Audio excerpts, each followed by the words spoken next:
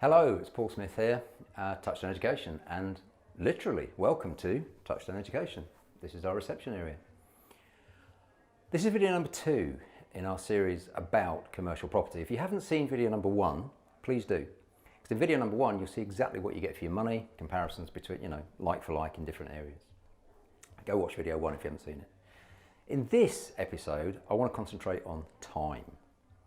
Now this is a 7,000 square foot building, which is big, but it's about £700,000. I want you to think about what could you get for £700,000 residentially in your area. Because if you got this one building, it would pay you £6,000 a month. £72,000 a year. Think what that could do for you, your loved ones, and your lifestyle. I also want you to think about the other toys, the other nice things you could have. Both Gordy and myself quite like our cars.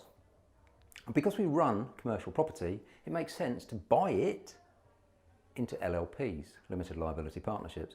And I'm not going to go in any detail at all, except to say, if you want a supercar, like one of mine, or if you want a Range Rover, like Gordy's, then running it through an LLP tax efficiently is another benefit to commercial property.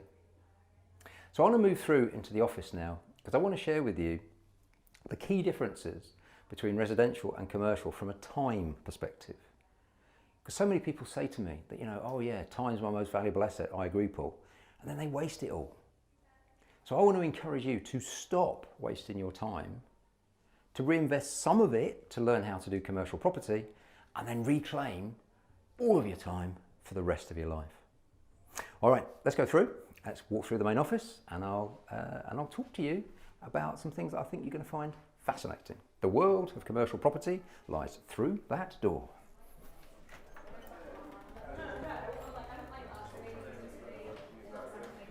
Okay, so we've talked about the fabulous money you can make.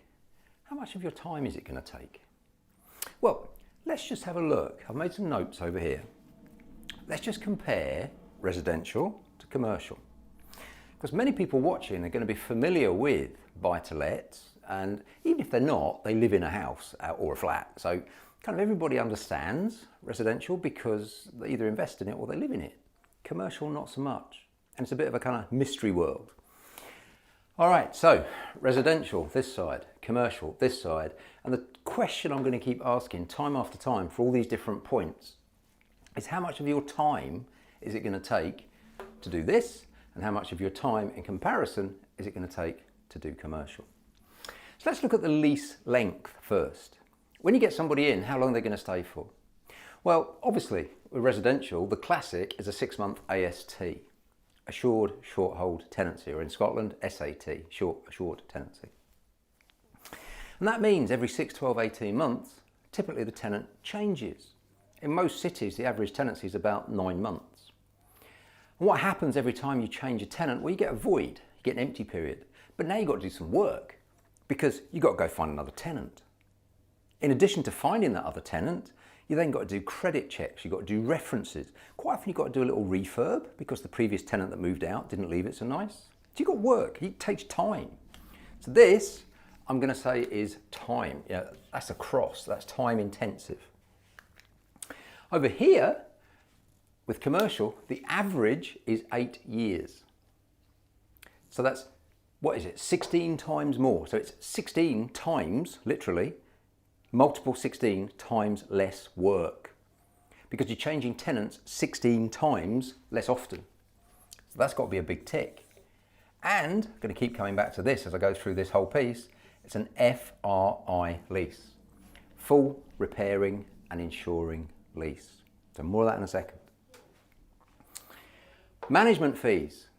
If you're using a letting agent to manage your residential property for you, they're probably going to be charging you in the range to, 8 to 12%. Perhaps 10% plus VAT or something, which will obviously be 12. And for most residential landlords, the figure I use, which I'm kind of jumping ahead, but I'll come back. If I combine voids, management fees and repairs, if I put those three together, for a residential landlord, I normally suggest that they take 25% of the rent and they put it to one side because they're never going to see it. It's either going to go to the letting agent, or you have to spend it on repairs, or you got something to do with a change of tenancy, some legal agreement, or every time a letting agent finds you a tenant, you've got to pay them money. So it's just money, money, money. So 25%. Whereas over here, the management fees are small, 2-3%, but this isn't a typo. I've actually put minus 10% over here. Why?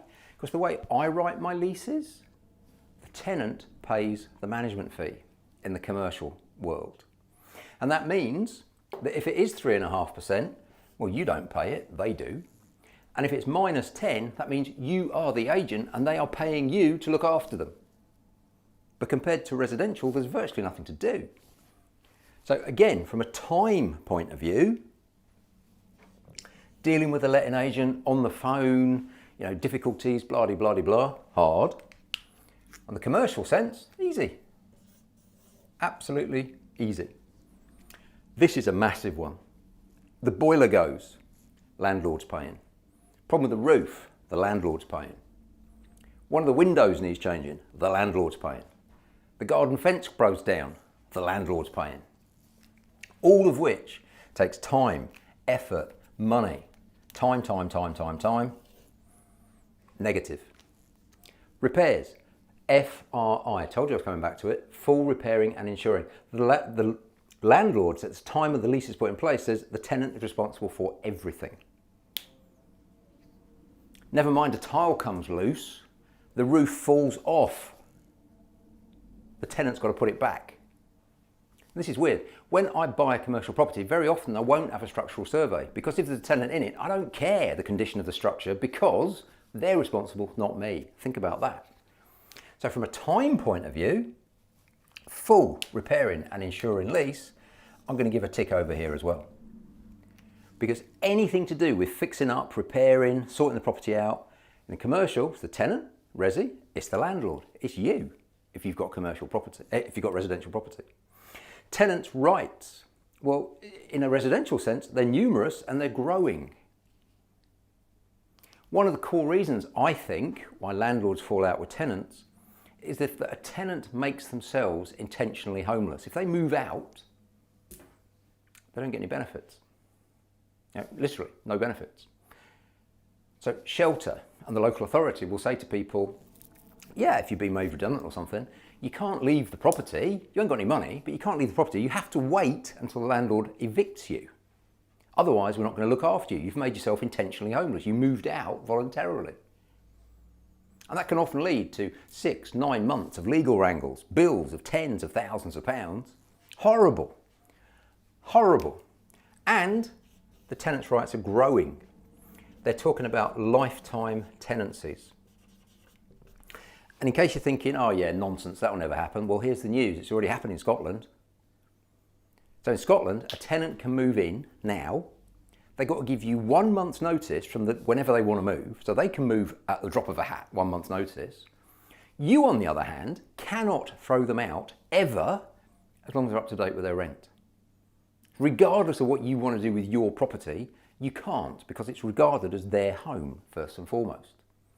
So it's up to you. Do you think, you tell me whether you think that's morally or ethically correct. What I'm saying is from a business point of view, they got a load of rights.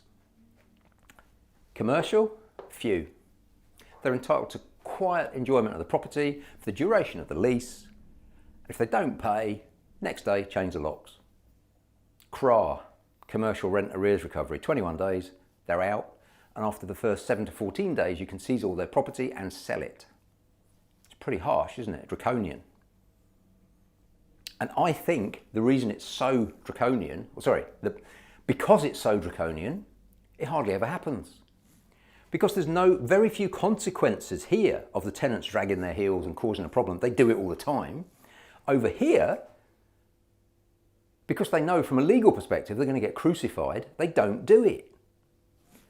No downside, loads of money. Big downside, no money. Surprise, surprise, surprise. So again, from your perspective, from a time invested point of view, this one wins again. Competition. Because as a buy-to-let residential landlord, you're in competition with people that want to buy it to live in it, and other landlords and investors and builders. There's a relatively high level of competition.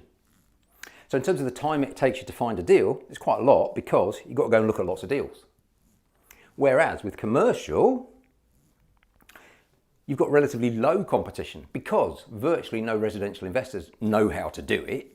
And over and above that, the pension funds, the big institutions that take commercial property and put them into pension funds, they're not really interested unless it's, minimum £3 million, but quite often it's 5 and sometimes it's even 20.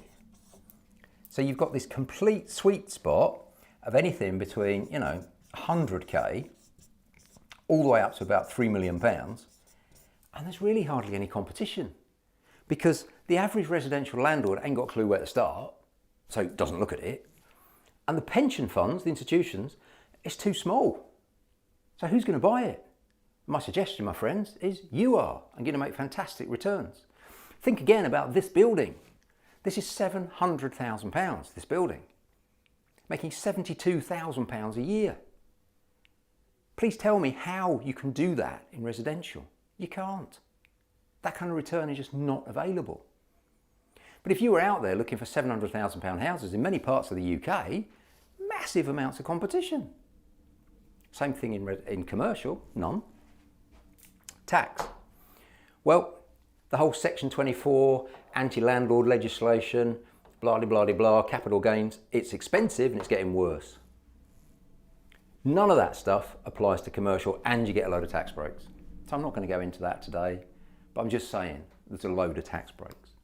So I hope this is useful, and I'm going to put a slightly more detailed version of that on the screen for you to have a look at with a few more points, but these are the main ones I wanted to pull out. You can probably see that I feel quite passionate about this because I want to help you.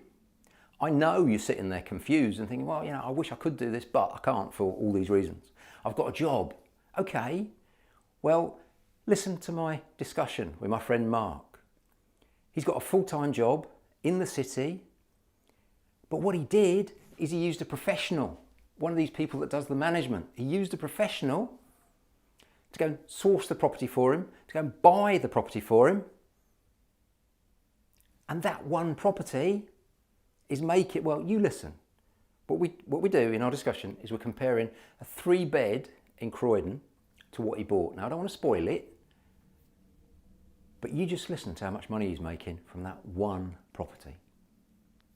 And Bavin, I want you to sit in on my conversation with Bavin, hugely experienced property investor, but decided just a year ago to come across to commercial. Now, that isn't because, and like me, he hasn't decided to abandon residential, because that's great too, but there are many benefits of commercial over residential.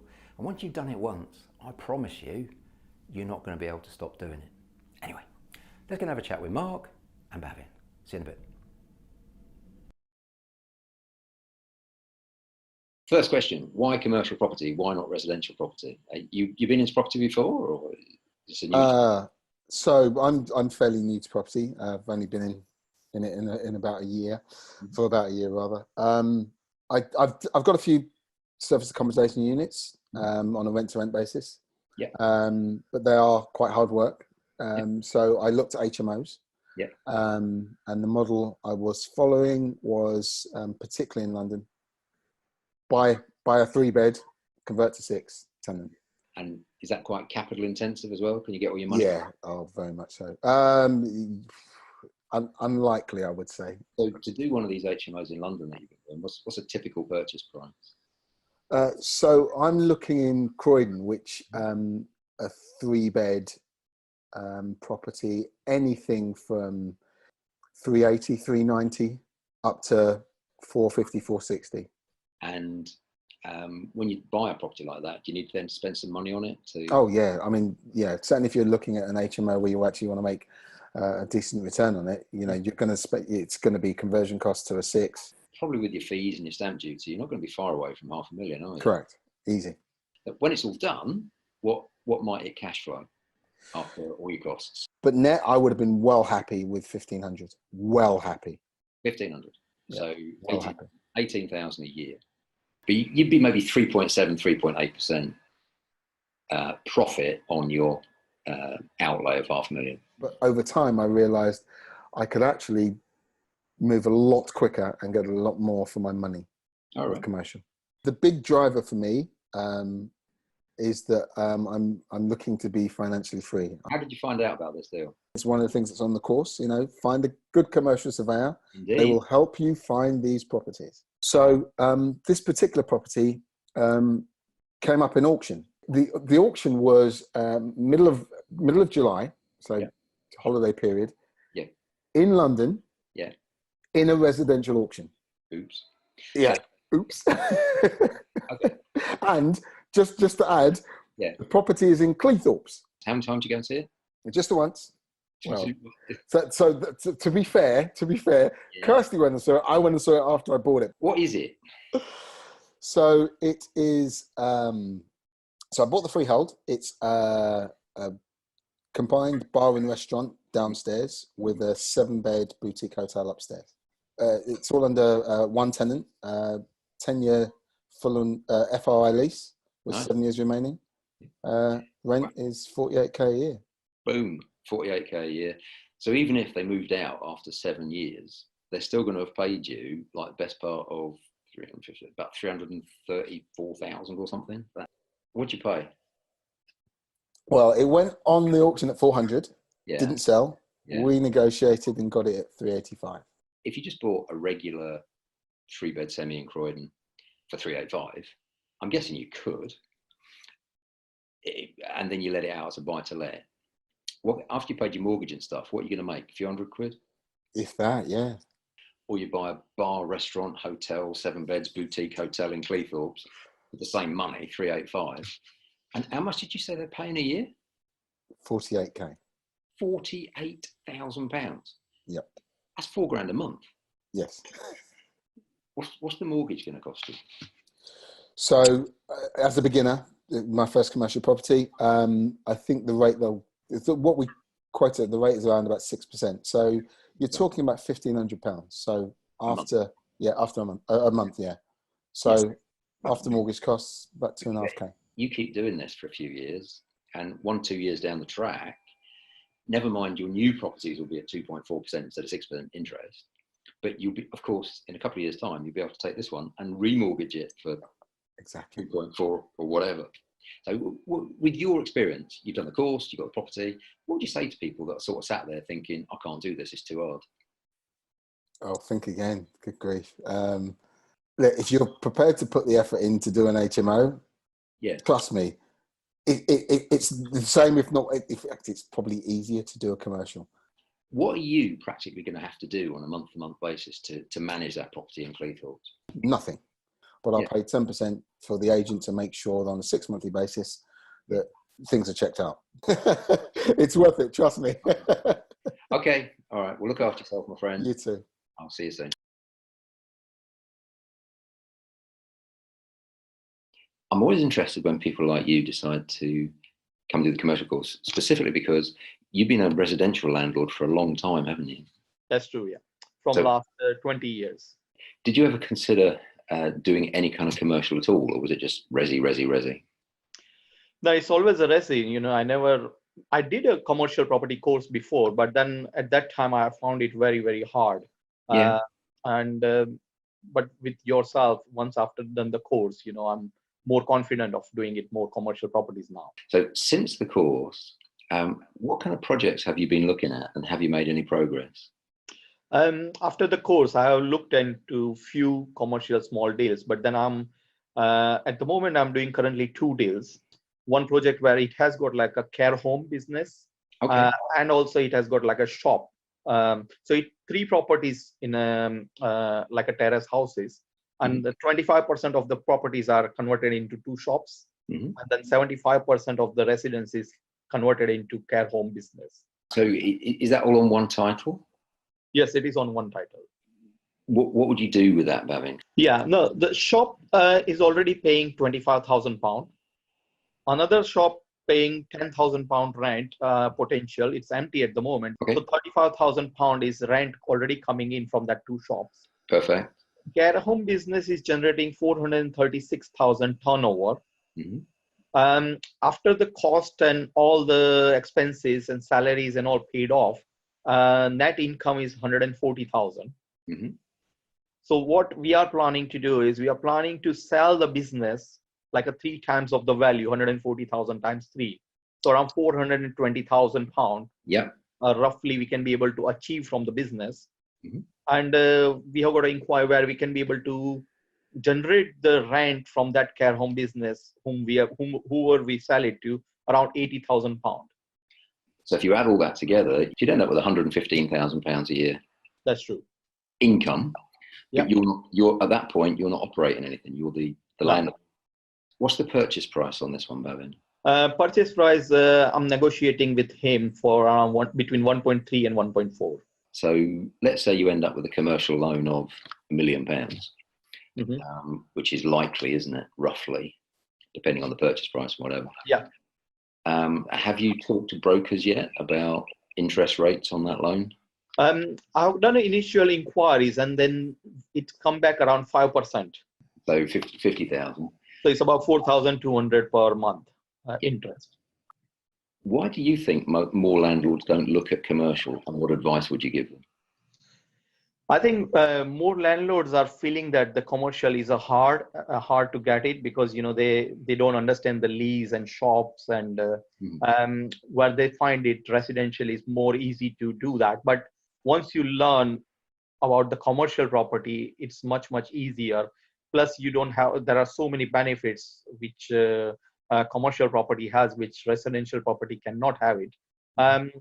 One thing is like you can get a net income of whatever rent you are receiving from commercial, while with the residential property, you have to take around 25 to 30% out.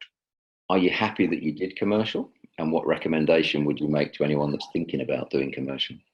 Well, I'm extremely happy. And if I would have known these things 15, 20 years back, then probably my portfolio would have been more commercial and less residential properties.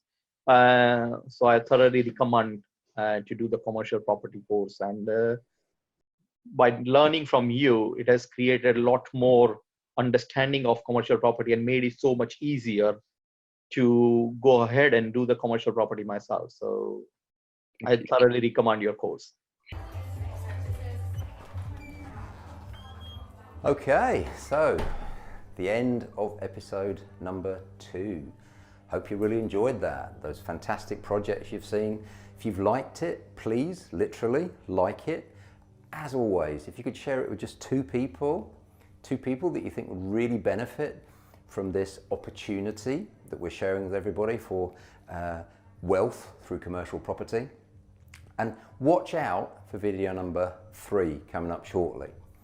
In video number 3, I'm going to be talking to one of my good friends, Andrew, who's made a lot of money out of commercial property. You really don't want to miss this one. It's pretty much the whole episode, me and Andrew just talking about various projects. All right, as always, you've been wonderful. I've been Paul. See you in episode number 3.